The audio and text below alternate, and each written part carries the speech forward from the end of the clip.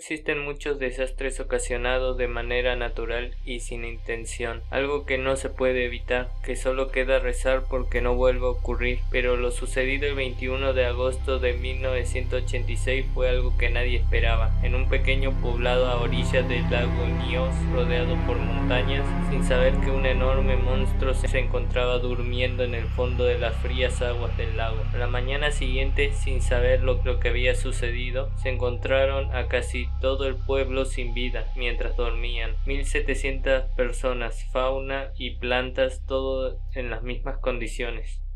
Quienes sobrevivieron dicen haber escuchado un retumbar a las 9 de la noche, para luego escuchar el grito de muchas voces, al igual que un fuerte viento, para luego desmayarse. Terminó aniquilando todo ser vivo de un radio de 25 kilómetros, ganado, mascotas, plantas y hasta insectos, siendo un evento al cual llamó la atención de los científicos, los cuales comenzaban a llegar de todos lados.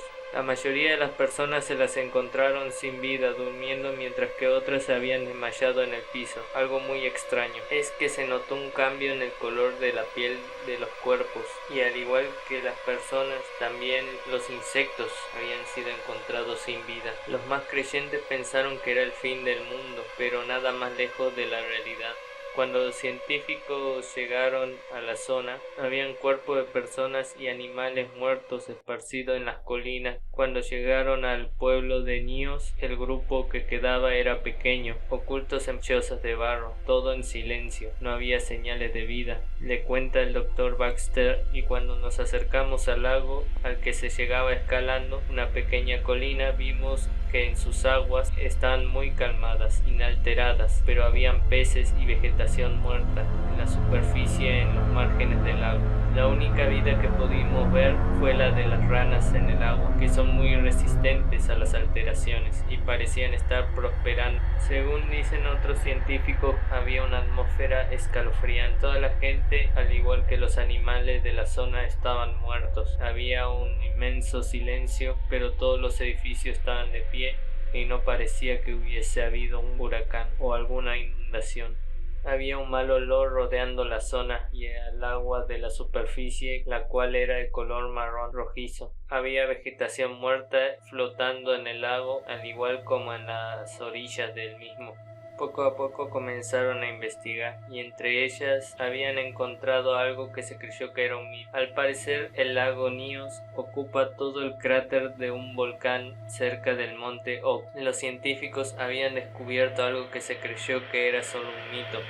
En un principio, los investigadores creyeron que el volcán había entrado en erupción, ya que emanaba algunos gases mortales. Sin embargo, tras unos largos meses de trabajo, llegaron a la conclusión de que dejó en evidencia que había sido un desastre mucho más letal, uno que hasta ese momento se creía que era solo un mito. Lo que en realidad pasó fue que en el fondo del lago se encontraba una enorme concentración de dióxido de carbono, el cual ha ido creciendo durante miles de años. De repente, y por causa desconocida, el gas saturado en el agua, mucho más allá de lo que el lago puede soportar, a medida que el CO2 sube, erupciona súbitamente y asfixia a la fauna de alrededor. Estudios patológicos indican que las víctimas rápidamente perdieron la conciencia y murieron por causa de asfixia con el CO2, dióxido de carbono. En niveles no letales, el dióxido de carbono puede producir alucinaciones sensoriales, al igual que también informaron el olor de compuestos sulfúricos cuando no estaban presentes. Las lesiones en la piel encontradas en la superficie presentan escaras y en pocos casos exposición a una fuente de calor, pero no hay ninguna evidencia de quemaduras químicas o de quemaduras por destellos debido a la exposición a gases calientes. Los científicos creen que los deslizamientos de tierra y la actividad volcánica o exposiciones pueden haber desencadenado una erupción de este tipo.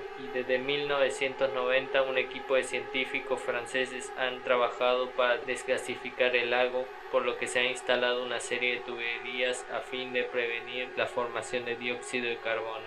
Este tipo de exposición, en lo que se denomina una erupción límbica, también llamada fenómeno del lago explosivo, un extraño desastre natural el cual el dióxido de carbono erupciona súbitamente de las profundidades de un lago